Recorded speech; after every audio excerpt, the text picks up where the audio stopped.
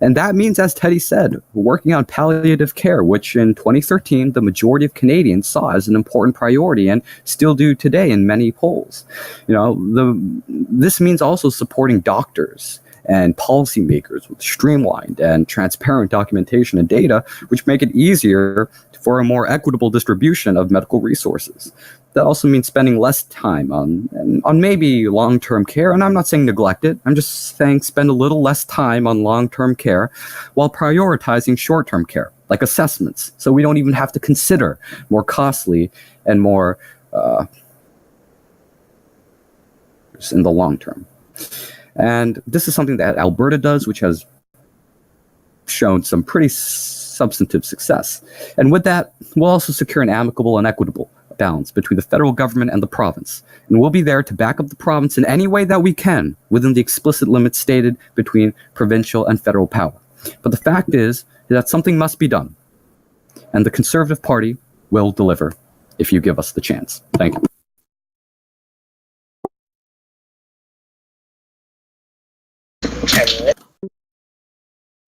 I think.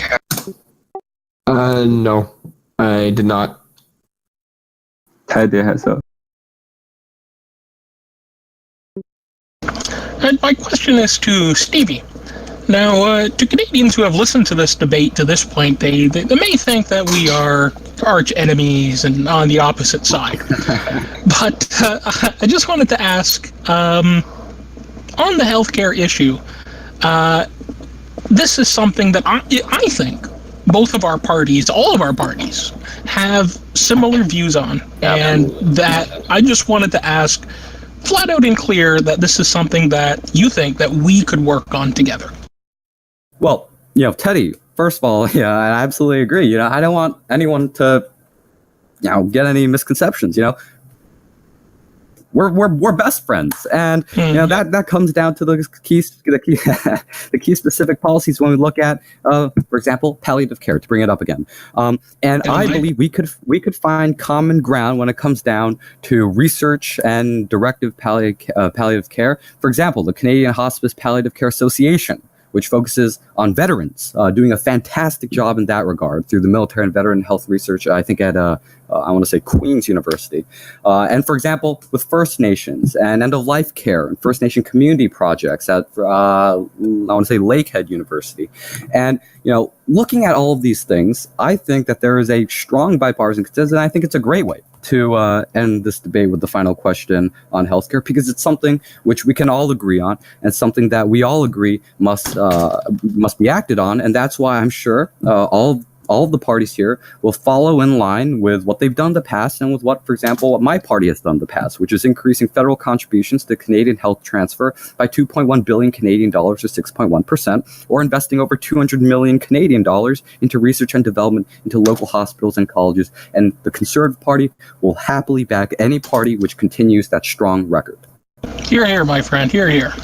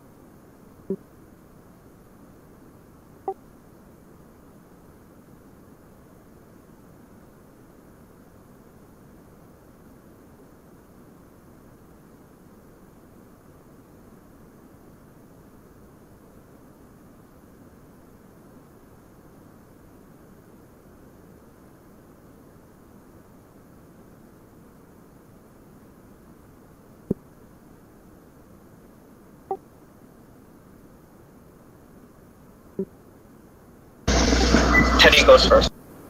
Yeah.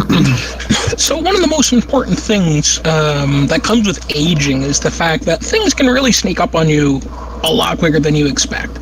So one of the key things that we're going to be focused on is making sure that people are getting the preventative care that they need. And this, of course, applies for all ages, but especially when it comes to the more elderly Canadians, that we want to make sure that they can get the type of preventative care that they need, so that somebody's keeping an eye, on their medical progress to make sure that there isn't anything that's really sneaking up on them. And we believe that this is pretty much the key core aspect, with the things I've said in the previous question kept in mind, to ensure that this is something that does apply to all Canadians, and especially elderly Canadians.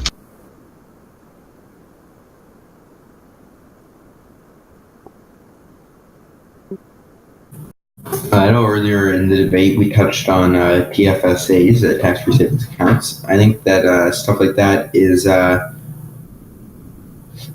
are great ways for elderly people to save money for their retirement. There's lots of options out there, and I think that it's a mistake for the government to try and limit them, to try and increase or try and make it harder for people to access them or put more money into them.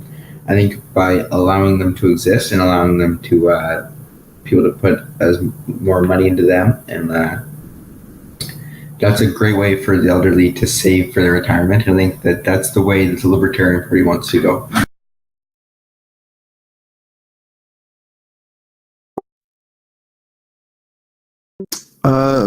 So we want to plan and work with and kind of look at Canada Pension Plan, and so we want to be able to have we want to make some studies and look as to see when do Canadians actually retire, and figure out the optimal time for when people receive retirement pensions, and how retirement pensions are calculated throughout their careers. We also want to work at increasing the amount of income which can be contributed to the Canada Pension Plan to pay for increases, and we want to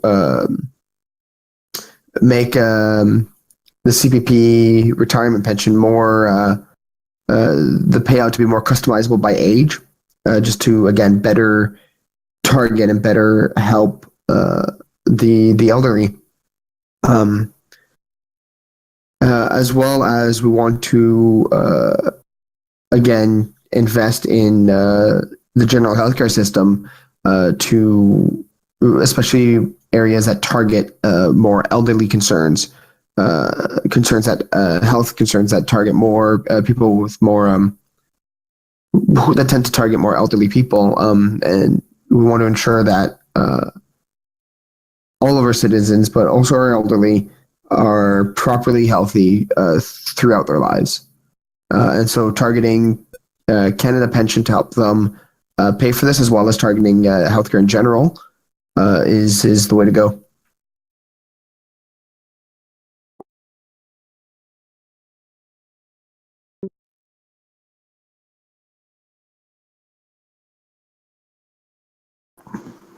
So on the healthcare security, like we've said before, we will work towards a truly public universal system for every need.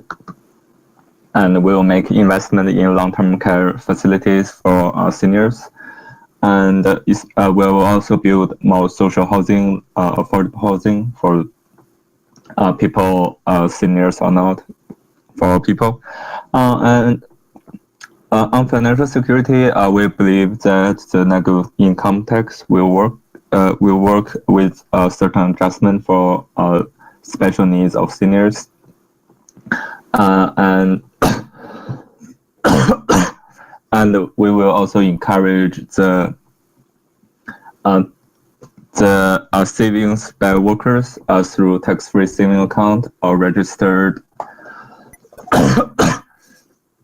a registered retirement saving plan, and we will not increase tax on that. And we will look into if we can eliminate tax on registered retirement saving plan and registered registered retirement income fund. And of course, we would encourage workers to organize and negotiate fair return plan with their employers and or through themselves. And yeah, that's the.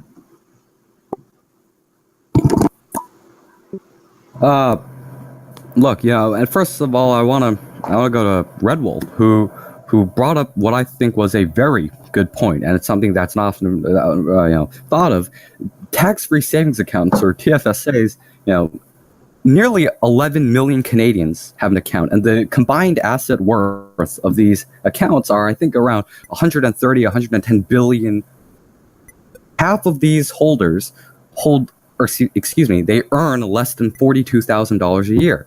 So if we want to look at the basic fact, tax-free savings accounts are a vehicle in which 1 in every 3 Canadians invest in their future and their dreams for the future. Now, that's why we've got to work on not only preserving it, but expanding it.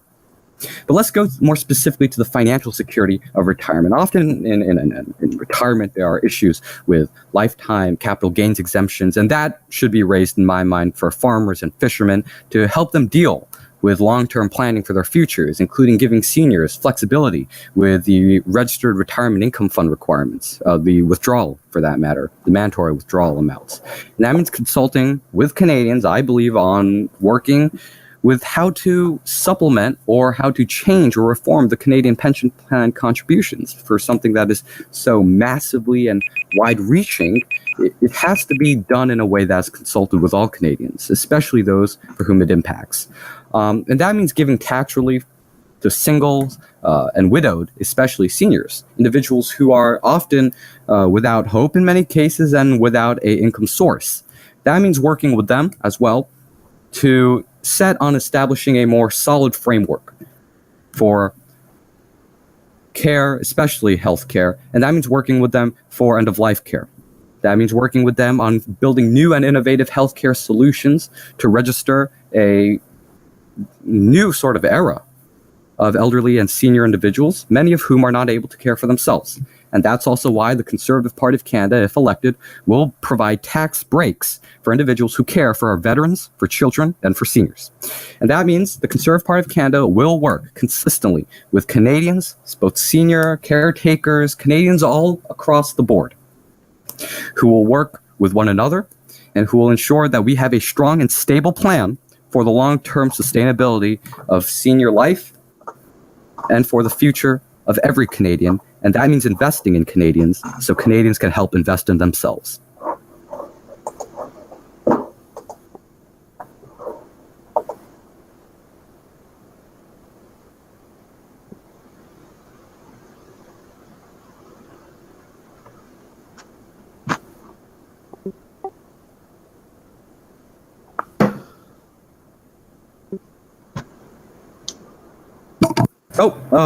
You've heard the debate.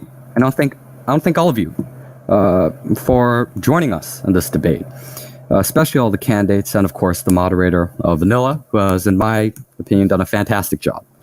What I think is so marvelous nowadays is our opportunity where we have barriers to participation in our society, in our civic society, minimized, yet we have an opportunity to speak out. And when we speak out, the effect of us doing so is so significantly amplified, which is one of the only, or rather one of the few, whose elections don't end in body bags. And that means standing up for Canadian values around the world. And you've heard the candidates tonight. You've read the polls. You might have even read all the rallies, every single one of them. You've heard all of our policy positions, and I won't summarize every one of them, but I'll tell you that our party will stand for investment, security, and national strength abroad, here at home and around the world. We'll cut taxes and keep our budget balanced with a sustainable outlook for economic growth. We'll increase the amount in which you are not taxed by and lower the amount in which you are taxed by. We'll increase tax-free savings accounts and other investment devices. But at the end, the most consequential decision you make won't be which rally you thought to attend or even what debate you wanted to hear.